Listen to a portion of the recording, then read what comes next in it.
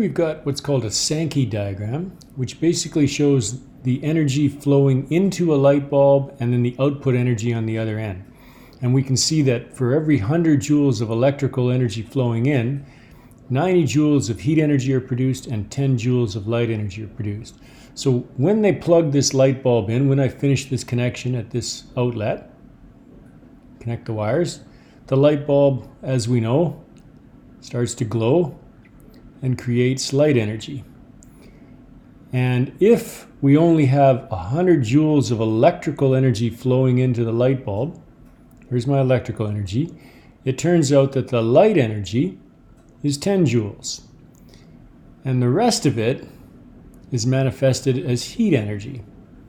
So imagine all this other energy flowing out of this light bulb thermally as heat energy, and we know when we touch those, especially those old style light bulbs, those old incandescent light bulbs, all of that other energy adds up to 90 joules. And our task is to figure out the efficiency of this light bulb. So question A, for every 100 joules of energy that the light uses, how much is converted into light energy? Well, we see that right on the diagram, 10 joules. So question A is 10 joules. For every 100 joules of energy that the light uses, how much is converted into heat energy? Well, it says right on the diagram, so we're just reading the diagram, getting used to the Sankey arrows. What would we consider useful energy? Well, in this case, it's a light bulb, so the useful energy should be the 10 joules of light energy. That's what the function of the bulb is. And the wasted energy, of course, is the rest. It's the heat energy. We don't want the light bulb to produce heat. We want it to produce light. So when we calculate the efficiency, efficiency is always useful energy out. It's like a test score. We're trying to figure out how good this light bulb is, divided by my overall input energy. And then to get a percentage, we multiply this by 100.